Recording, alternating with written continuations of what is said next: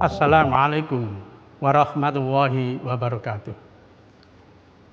Alhamdulillahirabbil alamin. La haula wala quwata illa billah. Asyhadu an la ilaha illallah wahdahu la syarikalah. Wa asyhadu anna Muhammadan abduhu wa rasuluh. Allahumma sholli ala Muhammad wa ala Muhammad. Pemirsa TV-mu yang budiman, Allah Subhanahu wa taala berfirman di dalam Al-Qur'an surat Al-Ahzab ayat 70 dan 71. Ya ayyuhalladzina amanu taqullaha wa qulu qawlan sadida. Yuslih lakum a'malakum wa yaghfir lakum dzunubakum. Wa may yuti'illaha wa rasulahu faqad faza fawzan 'azima. Wahai orang-orang yang beriman, bertakwalah kepada Allah dan ucapkanlah perkataan yang baik. Maka Allah akan menyempurnakan amalmu dan Allah akan mengampuni dosa-dosamu. Dan barang siapa bertakwa kepada Allah dan Rasul-Nya, maka mereka itulah orang-orang yang menang dan mendapatkan kemenangan yang agung. Para pemirsa TV-mu yang budiman, di dalam ayat ini Allah menegaskan kepada kita bahwasanya sebagai orang yang beriman, kita diwajibkan untuk mengucapkan ucapan yang baik, ucapan yang benar. Artinya kita jangan sampai lebih-lebih di bulan Ramadan membuat ucapan-ucapan yang tidak baik atau ucapan-ucapan yang kotor. Rasulullah SAW di dalam hadis riwayat At-Tirmidzi mengingatkan kepada kita semua, yang kebanyakan memasukkan ke dalam neraka adalah masalah lisan dan kemaluan.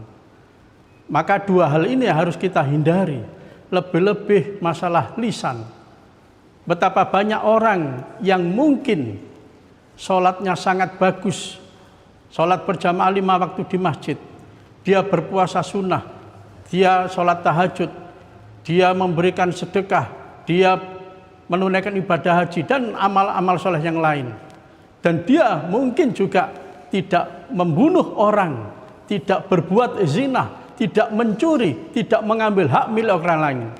Tapi dia senantiasa mengucapkan ucapan yang tidak baik dan dia hobi menghibah orang lain. Hibah adalah membicarakan kekurangan dan kesalahan orang lain tanpa sepengetahuan orang yang dihibahi.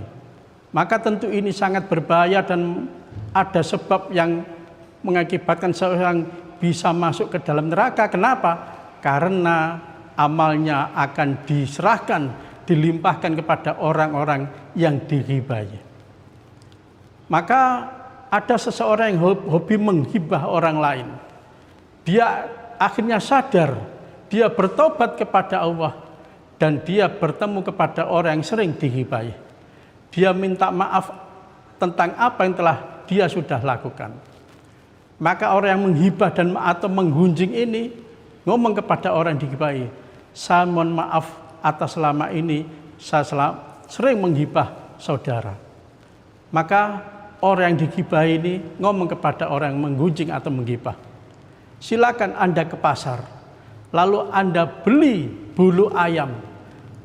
Maka orang yang menghibah ini heran, kenapa saya disuruh membeli bulu ayam?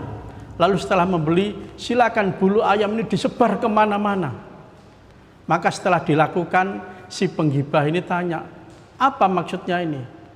Maka orang yang dighibahi akan mengatakan, silahkan diambil bulu-bulu ayam yang telah Anda sebar kemana-mana. Maka itulah bentuk daripada orang yang senantiasa menghibah orang lain. Sudah tersebar berita buruk di mana-mana, bagaimana mungkin itu bisa diambil?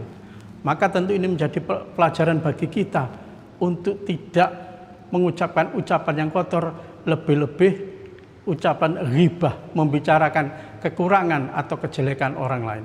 Maka Allah mengingatkan kepada kita semua di dalam Al-Quran surat Al-Hujurat ayat 12. Ya ayyuhalladzina amanu jatanibu katsiran minadh-dhon inna ba'dadh-dhonni itsmun wala tajassasu wala yaghdab ba'dukum ba'dha. Hai orang-orang yang beriman, jauhilah kebanyakan dari kamu prasangka, karena prasangka itu adalah dosa.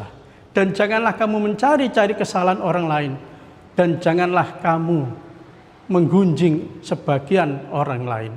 Maka tentu ini larangan Allah kepada kita semua untuk tidak menggunjing atau menghibah orang lain.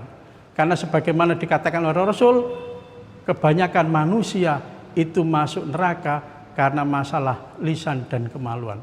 Maka salah satu sebab daripada orang menggunjing orang lain adalah dosanya dilimpahkan kepada orang-orang yang telah menghibah, dan orang yang menghibah tadi amalnya dilimpahkan kepada orang-orang digibah. Tentu ini menjadi perhatian bagi kita, lebih-lebih di bulan Ramadan kita menghindari dari ucapan-ucapan yang tidak baik, lebih-lebih itu adalah ghibah, membicarakan kekurangan dan kejelekan orang lain. Mudah-mudahan Allah senantiasa memberikan kekuatan dan petunjuknya kepada kita agar kita menjadi orang-orang yang bertakwa, dan tentu mudah-mudahan semua amal kita diterima oleh Allah Subhanahu wa taala.